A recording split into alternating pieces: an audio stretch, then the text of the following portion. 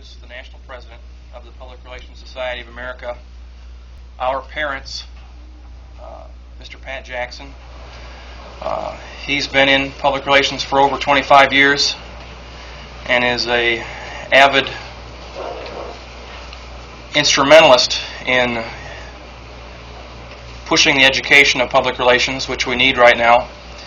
And he was over this morning to the College of Business talking to their deans and about implementing public relations programs in their business majors and their MBA program. And he'll probably talk a little bit about that and how they reacted. But go ahead, take it away, Mr. Jackson. Some of the things that we were talking about at the School of Business may be of interest to you because I think they deal with the real world aspect of the field of public relations.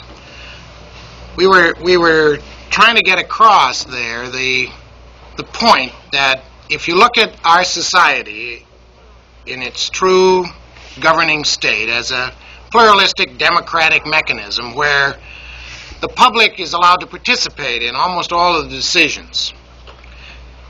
If you look at it that way, then you recognize that the court of public opinion really is what runs the society.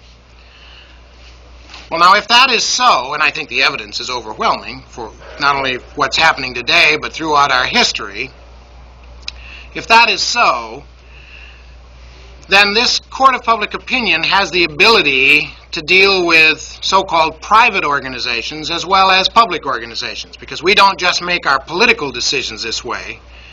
Really, public consent also forces businesses, hospitals, colleges to conduct themselves in a way that is in concert with the desires of their key audiences and perhaps of the whole public. What we were trying to say to the dean there, where they're training administrators, and of course they don't just train business administrators, but people who administer all kinds of institutions, that the key skill, not just a skill, but the key skill that a manager ought to have is an understanding of how this society works, of the court of public opinion, and the responsibilities that the manager and his or her organization have within that court of public opinion. That's point one. And point two, that these managers ought to know how to work with professionals who can represent them in the court of public opinion, namely public relations practitioners. I was pleased to know that the dean of your business school here is a person who understands that system and who I think is very much in tune with that kind of thinking. As a matter of fact, one of the points that I left with him, Dean Hare and I, when we were talking, was that maybe you and he ought to be talking about some interdisciplinary crossovers, because some of you probably are more interested in learning something about how business functions or how management, how organizations function. We have these awful semantic problems in our field, and in fact in society in general. We talk about business administration, and that right away a lot of people shy away because they're not interested in business. And I was pleased to hear from him that one of these days when he gets around to it, he's going to bring up to the faculty maybe dropping the word business. At MIT, their famous school is called the Sloan School of Administration. And I think most good schools of what used to be called business administration today teach people to be a manager of, the corner drugstore, General Motors, the court system, a school system, a hospital. Because after all, it's a set of skills, just like our public relations set of skills. So that may give you some hints as to where I'm coming from in the practice of public relations. The old idea that public relations people are involved in publicity, if you will, or even in communications, I think is just that, is an old idea. Because even if you look at communications in its broadest sense as a two-way kind of a sharing, there still are other things that happen before the communications occur and afterwards, which public relations people have to be involved in. In institutions today of almost every type, the public relations practitioner has a key role in the setting of policy. It has nothing to do with communications. Obviously, that policy eventually ought to be communicated to people. But this is a planning skill, a conceptualizing skill. Public relations people are, as you know, I'm sure, becoming the resident futurists. I mean, after all, we are the ones that management looks to say, what's going to happen to us 5 years from now? What are the expectations of our publics today, and what are they going to be 5 years from now? Because if the institution is always reacting to today's pressures, then it is by definition behind, when the goal, of course, is to be leading in the expectations and being ahead, being truly seen as a leader. Another thing that public relations professionals are, I think, increasingly going to move into is an area that the academics call policy sciences. If you're not aware of policy sciences, you ought to look it up. It comes basically from the work of a very excellent, recently deceased teacher and practitioner of many subjects by the name of Harold Laswell. And policy science really is just one of those packaging jobs, talk about semantics, where they really mean decision-making methods.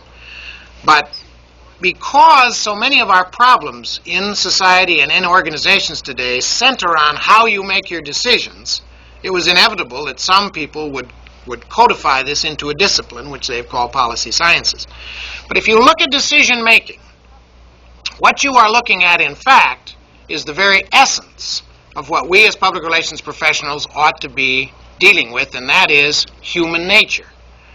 Because you stop to think now of a decision being made.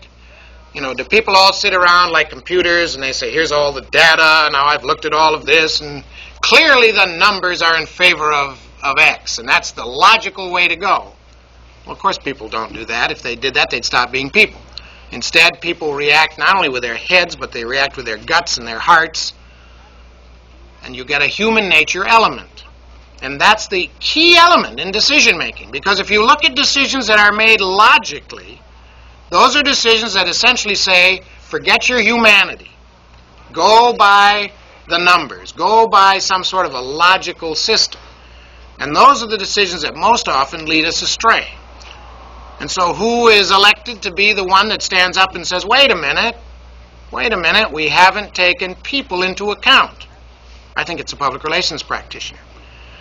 Now that ought to give you a view of how I see the field. In fact, my definition of public relations goes something like this, that public relations is the attempt, and that's a key word, that word attempt. You see, there's nothing guaranteed about it. It may not work, but it's an attempt to solve problems or create opportunities by applying, that's a key word, to applying what we know about human nature. Now, I don't care if you look at the communications aspect of it, if you look at the planning aspects of it. Human nature is that thing that's the essence. And that's what we really are experts in. That's what differentiates us from the lawyers, for example, who are trained to forget all about human nature. We have to do things X, Y, Z because of legal and other constraints. And it's the public relations practitioner that has to come along and say, well, wait a minute. The world does, after all, function for people and by people and of people. And this is what ought to be the supreme consideration. My own practice, I suppose, gives me some biases toward this, though my firm represents business organizations. By and large, for the last 12 years, we have specialized in public interest clients. And the work